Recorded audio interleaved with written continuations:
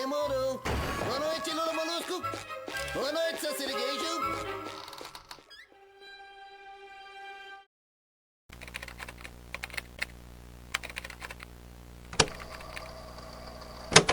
Você já imaginou acordar um dia e perceber que não tem mais ninguém à sua volta? Nem amigos, nem vizinhos, nenhum barulho, só você, completamente sozinho. Foi exatamente isso que aconteceu com Bob Esponja. E o que parecia ser só mais um episódio bobo, se revelou um dos mais perturbadores e profundos de toda a série. Tudo começa quando Bob acorda e parte para começar a sua rotina do dia a dia. Bota sua roupa e vai dar ração para o Gary. Bob o chama para comer, Vem comer. mas não escuta a resposta de seu caracol.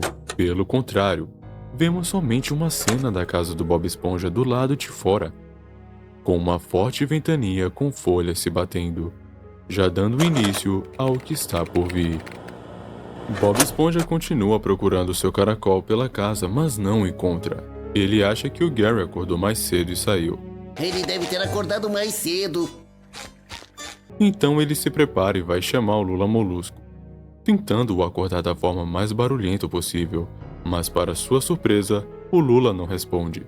Ele pensa que o Lula está em seu sono de beleza e o deixa dormir em paz. Ele deve estar em seu sono de beleza. Nem todos são bem apessoados naturalmente, como eu.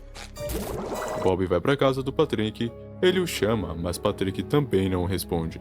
Sem tempo, Bob Esponja parte em direção ao Siri Cascudo. Andando pela cidade, o silêncio toma conta. Não há ninguém na rua e tem até carros abandonados. Bob passa por cima de um, mas nem liga. Chegando no Siri Cascudo, ele olha ao redor e vê como está tudo vazio. Ele passa a tarde inteira fritando hambúrgueres. O tempo passa, chega a hora do Bob ir para casa e ele se despede do Lula Molusco e seu siriguejo.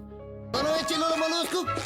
Boa noite, seu siriguejo. Quando a porta do escritório do siriguejo se abre e não tem ninguém. E é aí que a coisa começa a ficar bizarra. Um som de suspense começa a tocar enquanto Bob Esponja volta para sua casa, falando pro Gary que ele retornou. Gary, cheguei.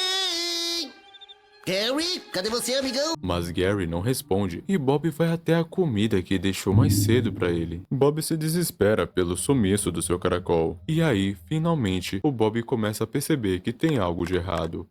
Ele corre para a casa do Lula para tentar pedir a ajuda dele, mas a porta está destrancada. Bob entra e percebe que o Lula também não está lá. Ele se desespera mais ainda e corre para a casa do Patrick. Bob levanta a pedra e vê que o Patrick sumiu. Mas logo ele percebe algo ainda pior. Todo mundo desapareceu. Toda a fena do biquíni desapareceu. Ele tenta entender, procura por todo lado, grita, corre pelas ruas, mas nada, nenhuma alma viva o responde. Somente a solidão e o silêncio que o acompanha. E o desespero cresce, porque para Bob, a rotina é tudo. O bom dia Lula Molusco, o trabalho no Siri Cascudo, os encontros com Patrick. De uma hora para outra, tudo isso foi arrancado dele. Ele chora e promete que vai viver a vida de todos. Que eu vou manter viva a memória da feida do biquíni, vivendo a vida deles por eles. E daí por diante, ele começa a imitar os amigos, cria uma versão dele mesmo com bolha de sabão. Na casa do Lula Molusco, ele entra, sobe para o andar de cima, vira o Lula e responde a si mesmo, como se estivesse em um episódio normal. Bob Esponja, será que você pode ficar quieto? Está atrapalhando minha genialidade. Ele visita cada lugar da cidade, fingindo que ainda existe alguém lá, e se transforma na maior parte da feira do biquíni. Interpreta conversas, mas tudo não passa de uma encenação, um teatro triste para alguém que não aceita a dor do abandono. Só que quando tudo parecia feliz, a sanidade do Bob Esponja começa a quebrar. Na escola de barcos, ele encontra carteiras de motorista em branco e decide tirar a própria carteira. Ele cria uma nova identidade e ele vai até um barco de teste e começa a dirigir pela cidade, quebrando tudo pelo caminho. Bob começa a agir como se o barco fosse real, o seu novo melhor amigo. Bob dorme com ele, conversa com ele, leva ele ao trabalho. E é ali que a gente entende. Ele não está apenas tentando se distrair. Ele está tentando não afundar, não ir por água abaixo. Putz, véi, que piada merda. Mas não para por aí. Bob constrói um boneco de carne do Patrick. Bob está tentando fazer de tudo para ter algum tipo de contato social para não acabar ficando louco. E esse boneco chamado Pat Patrick diz que o barco está olhando. Pat Patrick para de falar e o Bob Esponja fica com medo. Bob olha para trás e vê que o barco está parado bem na sua frente, dando a impressão que está o encarando. Aqui o episódio entra num ponto mais sombrio ainda, pois o Bob começa a agir como alguém perseguido. Ele se sente o tempo inteiro observado, sendo controlado. Ele passa 3 dias trancado no cômodo escuro da casa, escrevendo num diário, escondido de algo em que ele criou na sua própria mente. E o pior, ele não tem a quem pedir socorro. O que antes era um lugar vivo, com risadas, sons de carro, ostras e vozes por todos os lados, agora se tornou um vazio incompreendido. Só resta o Bob e os seus próprios pensamentos. Estudos científicos comprovam que, desde os tempos das cavernas, ficar sozinho era uma sentença de morte. Nosso corpo e mente ainda reagem à solidão como se estivéssemos cercados por um perigo iminente, assim como nossos ancestrais no meio da selva. Cientistas afirmam que a solidão ativa um sistema de alerta real no cérebro. É por isso que, quando a gente era pequeno e se perdia da nossa mãe no supermercado, o coração acelerava, a garganta fechava e a gente sentia aquele medo irracional, como se algo ruim estivesse prestes a acontecer. Isso é o cérebro entrando em modo de sobrevivência. Nesse estado, ele ativa os instintos mais antigos do nosso corpo. O coração dispara, a respiração trava, os músculos ficam tensos.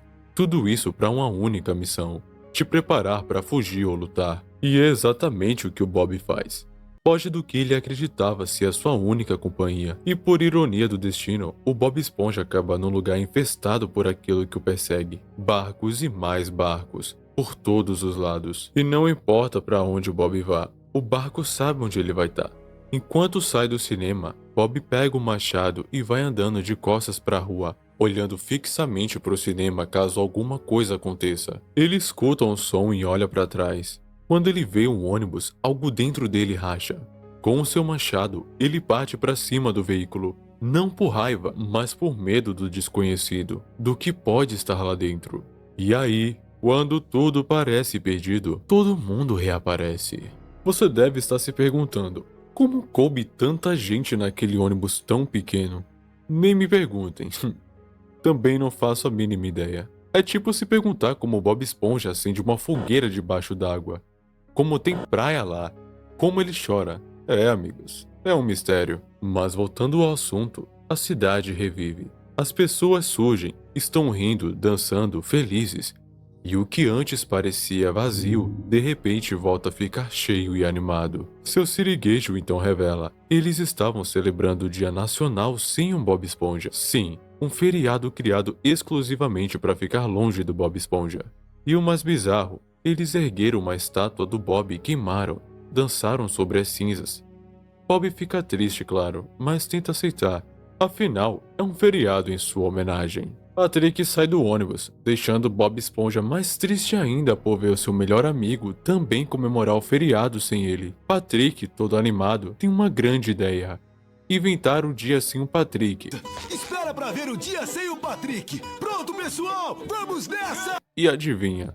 Todo mundo vai embora, e ele, com seu QI negativo, fica sozinho, sem entender absolutamente nada. O episódio termina com a câmera se afastando e, dessa vez, é o Patrick quem está sozinho, preso no vazio da fenda do biquíni. E aí vai a reflexão.